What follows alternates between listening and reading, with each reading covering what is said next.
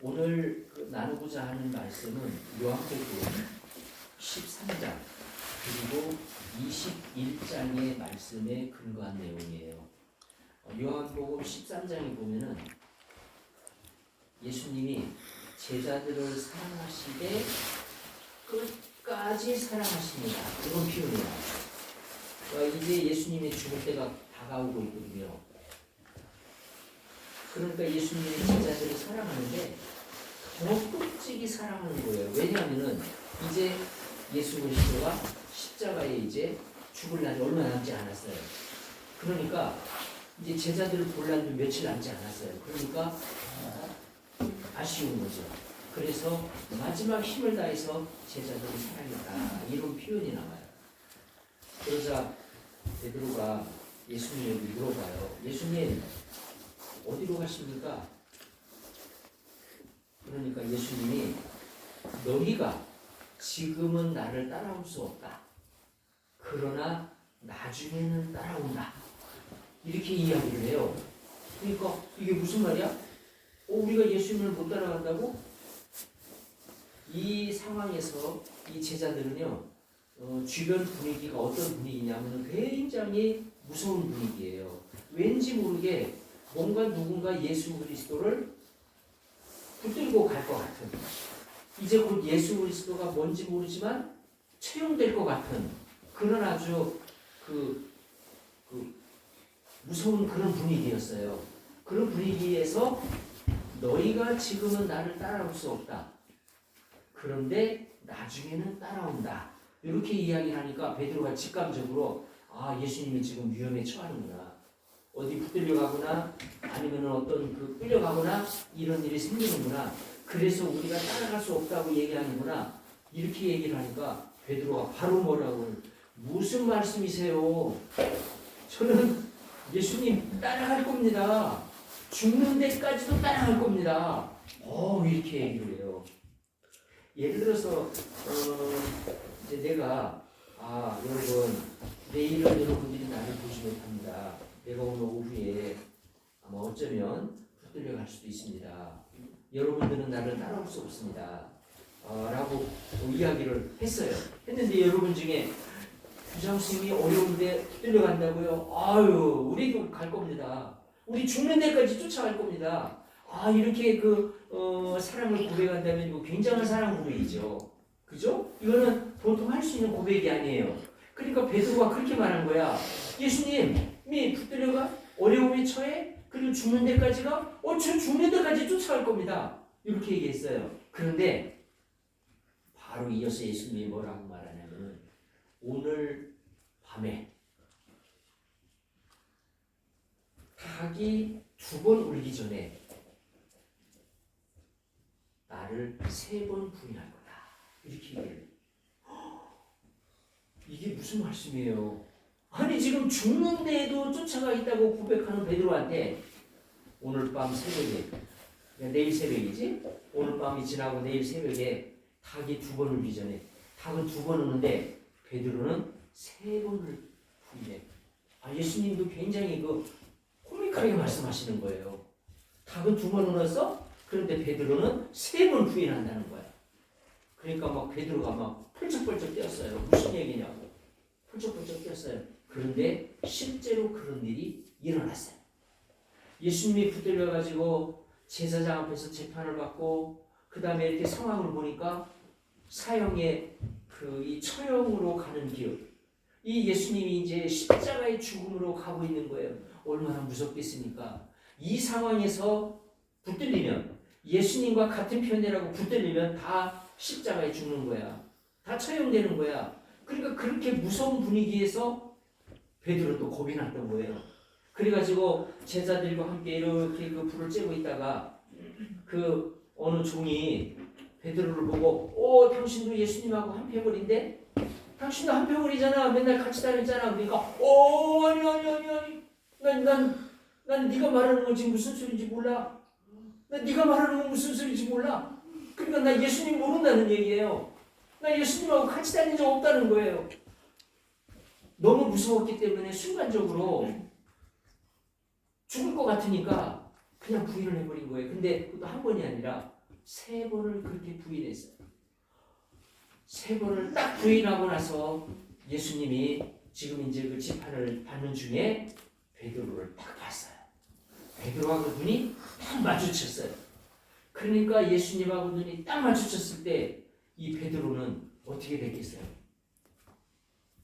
와, 거기서 자책감, 그리고 죄책감, 그리고 그 실패의식, 자기가 정말 예수님을 부인했다라고 하는 그 실패감, 좌절감, 이것 때문에 바로 밖으로 뛰쳐나가요. 밖으로 뛰쳐나가면서 엉엉 울어요. 내가 예수님을 부인했구나.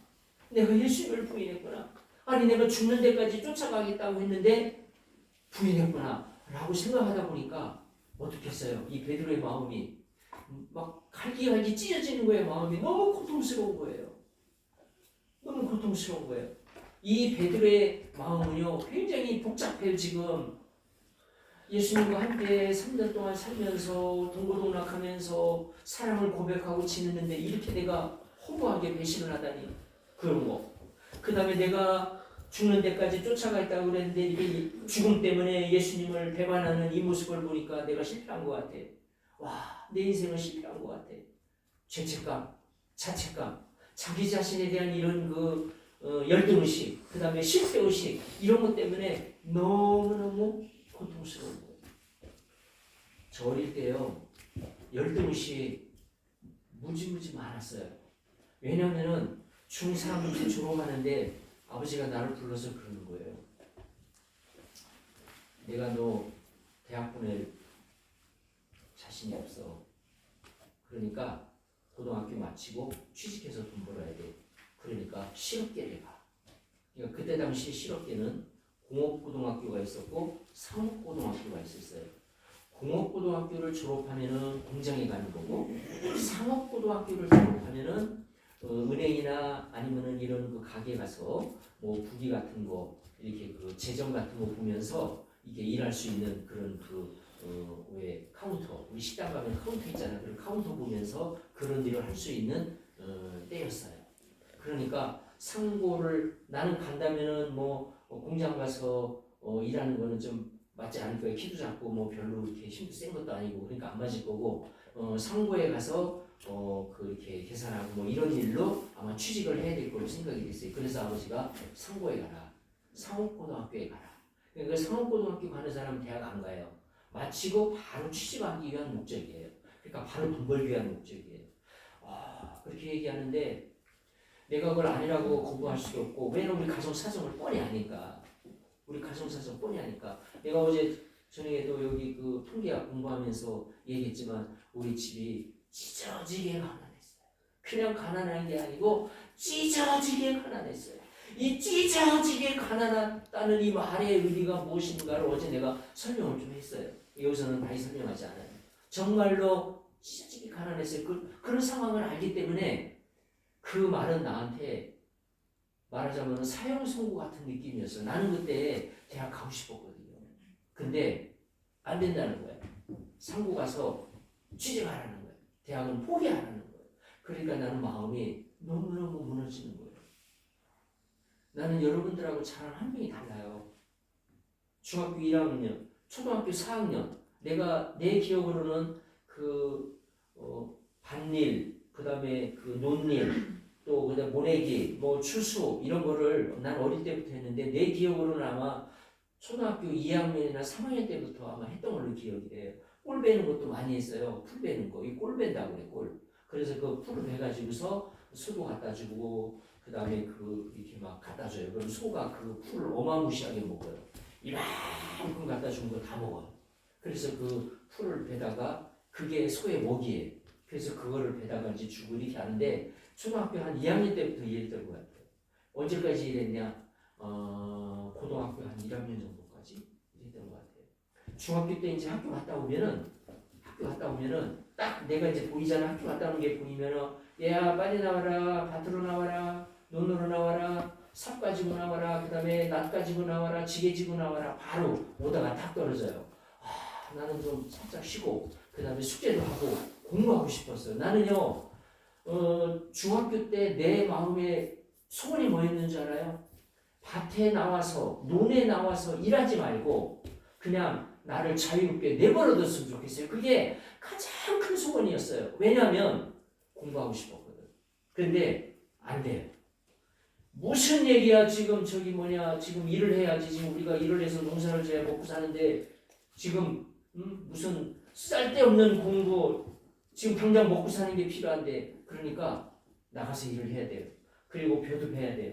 그 다음에 추수도 해야 돼요. 그게 우리 양식이고 먹는 거예요. 그 다음에 고구마도 캐야 돼. 감자도 캐야 돼. 그거를 농사에서 그걸로 양식을 떼었기 때문에 그래서 감자 고구마가 주 양식이었어요.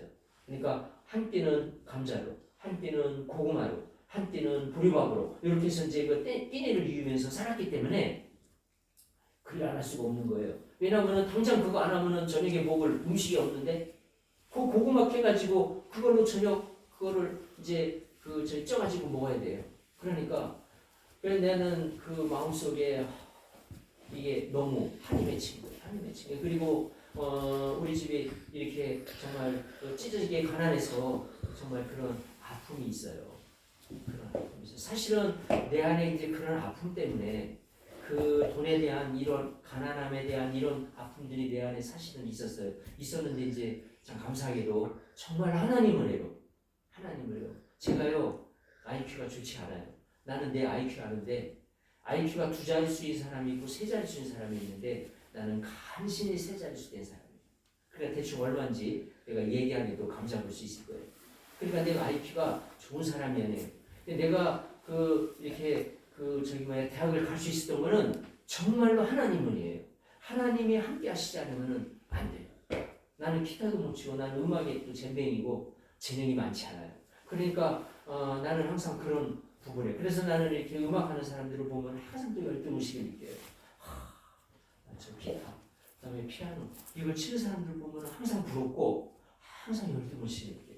그래서 그다음에 이제 그런 많은 열등의식 속에 그다음에 키도 작잖아요. 그러니까 항상 열등의식 속에 여러분 나보다 키 큰 사람들은 정말 행복하셔야 돼요. 나보다 키 큰 사람은 앞으로 큰 일을 할 수 있는 사람들이에요. 죄송합니다. 나보다 키 작은 사람은 앞으로 클 거예요. 앞으로 클 거니까 나보다 지금 현재 키 작다고 전혀 이렇게 주눅들 필요 없어. 앞으로 키 클 거니까 지금 현재 나보다 키가 크다 이런 사람은 자부심을 가지세요. 앞으로 큰일 할 수 있어요. 나는요 나보다 큰 사람 1cm라도 나보다 키가 크면 나는 우러러봐요.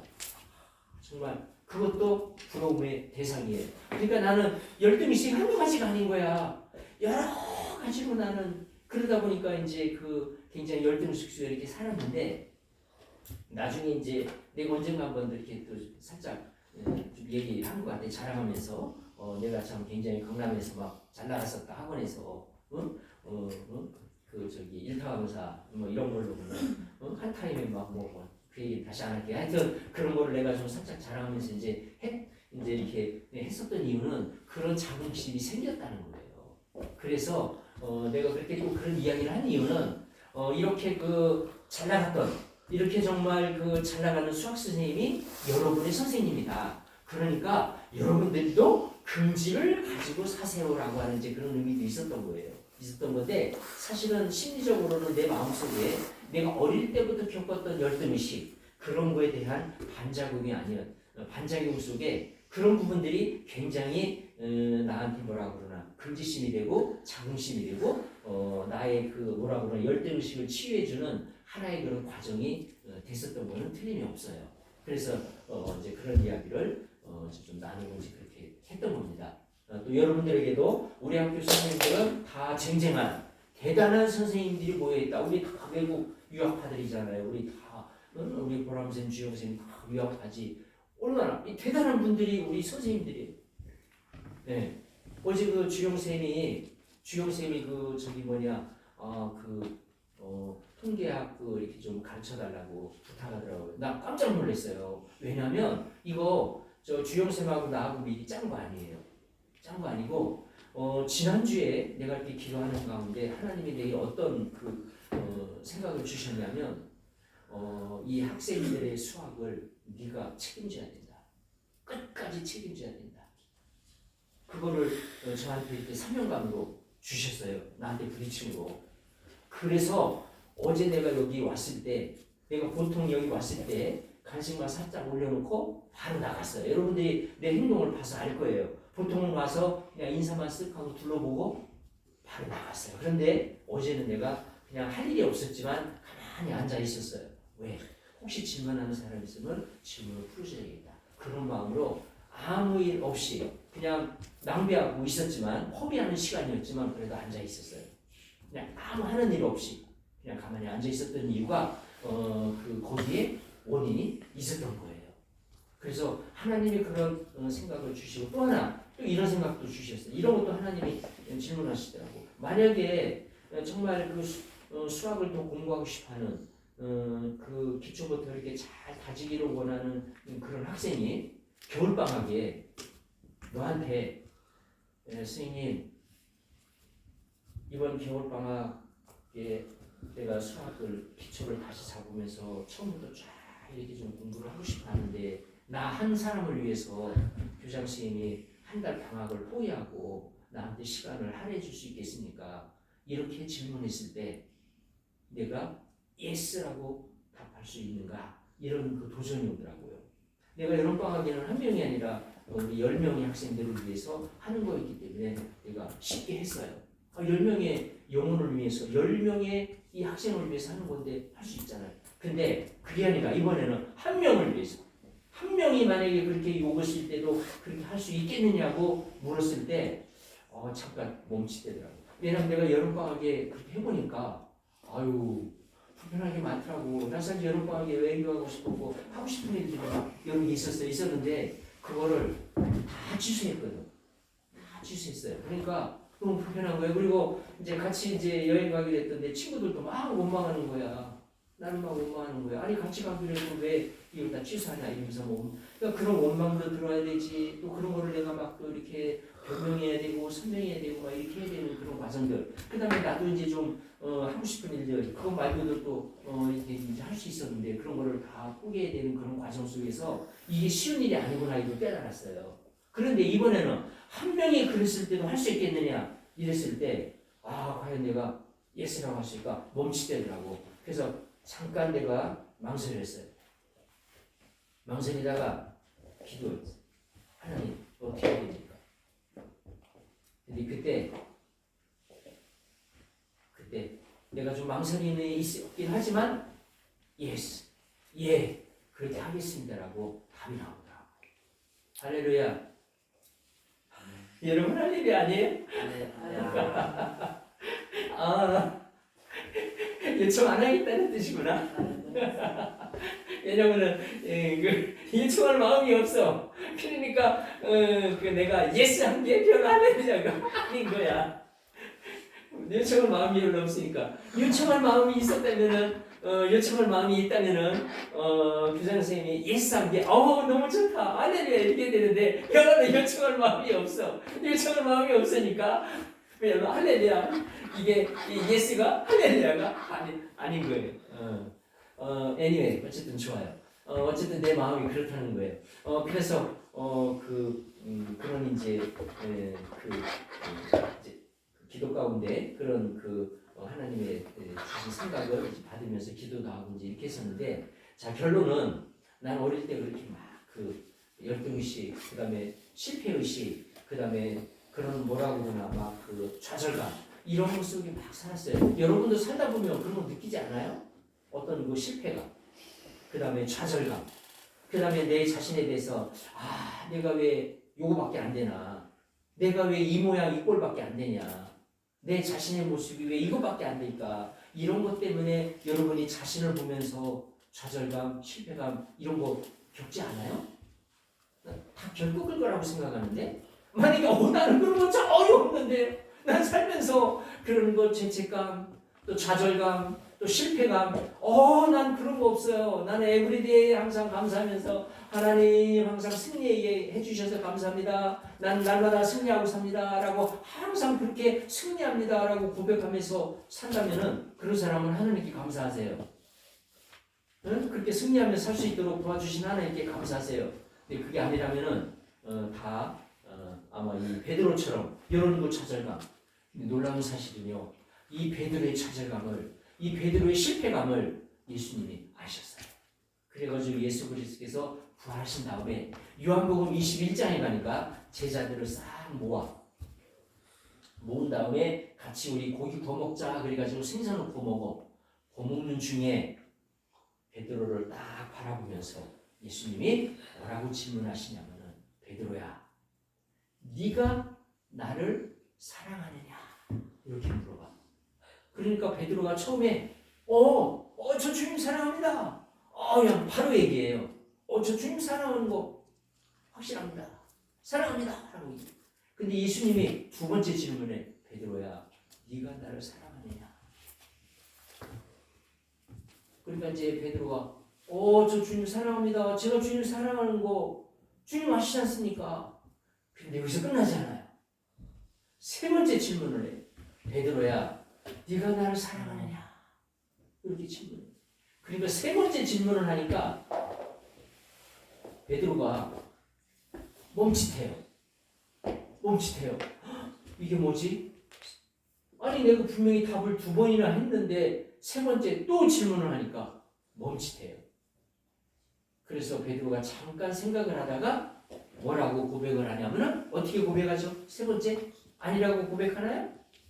어떻게 고백하죠? 세 번째도 똑같이 뭐라고 고백해요? 네가 나를 사랑하느냐 했을 때 어떻게 고백해요? 사랑합니다 라고 고백해요. 자, 이거는 예수님이 베드로를 치유해 주시는 과정이에요. 자, 베드로가 몇 번 예수님을 부인했습니까? 세 번. 세 번 부인했죠. 그래서 예수님이 세 번 물으신 거예요. 세 번 물으면서 그 사랑 고백을 받으신 거예요. 그러니까 이렇게 사랑 고백을 하고 나니까 어때? 베드로도 마음이 좋아요. 그렇죠. 좋아졌어요.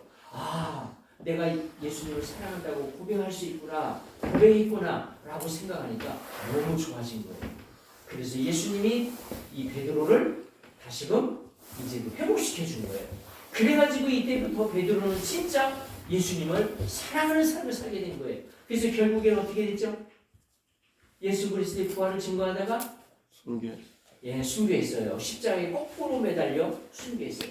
그러니까 오늘 말씀의 요지는 뭐냐? 예수님께서는 이렇게 좌절감, 실패감, 그 다음에 그 죄책감, 이런 것 때문에 막 고통하고 있는 우리를 찾아오셔서 위로해 주시고, 감싸 주시고, 격려해 주시고, 일으켜 주신다는 거예요. 할렐루야. 이런 격려와 위로가 여러분들에게 넘치기를 축원합니다. 오늘 예수님께서 이곳에 오셔서 여러분 한 사람 한 사람을 만져주셔요. 선규야, 노예라, 하윤아, 준서야, 그 다음에 또 성윤아, 예인아, 기쁨아, 그 다음에 서준아, 성룡아, 이렇게 하면서 한 사람 한 사람을 이름을 불러주시고 또 격려해 주시고 그 다음에 이렇게 세워주셔요. 너 지금 실패감으로 빠져있지? 좌절감에 빠져있지? 죄책감에 빠져있지? 일어나. 다시금 일어나. 그러면서 우리에게 용기를 주시고 소망을 북돋아 주시고 다시금 일어서서 나갈 수 있는 용기를 주셔요. 그래서 저의 인생의 삶의 고백은 나의 그 중고등학교 시절 그 좌절과 절망과 그 정말 패배 속에 열등의식 속에 살았던 나를 예수님이 찾아와 주셔서 만나 주시고 용기를 주시고 소망을 주셔서 저를 일으켜 주셨다는 거예요. 그래서 저는 그런 그 일로 인해서 예수님이 나를 이렇게까지 세워주셨다. 근데 이런 거를 내가 조금 자랑했는데 앞으로는 자랑 안 하려고. 많이 했으니까 더 이상 안 하려고. 그래서 그 예수님이 나를 이렇게 세워주셨다.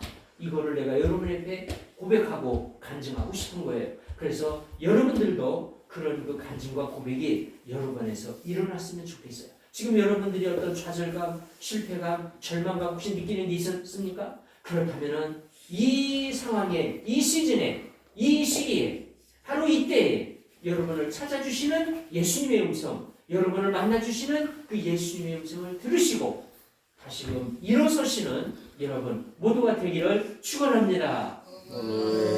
아멘. 아멘. 아멘. 예수님의 은혜가 여러분 모두에게 풍성히 넘치기를 축원합니다. 아멘. 기도합니다. 하나님 감사합니다. 좌절감, 실패감, 절망 음성에 빠진 베드로를 만나주신 예수님. 예수님께서 우리도 또한 만나 주시옵소서. 우리를 찾아와 주셔서 다시금 일으켜 주시고 보듬어 주시고 세워 주시고 우리 모든 그 좌절과 절망, 실패 이런 모든 것을 딛고 일어날 수 있는 용기를 가질 수 있도록 은혜를 베풀어 주시옵소서. 우리를 일으켜 주시옵소서. 세워 주시옵소서. 그리하여 꿈과 비전과 소망을 가지고 다시금 일어서서 전진할 수 있도록 주님 역사하여 주시옵소서. 예수님의 이름으로 기도합니다.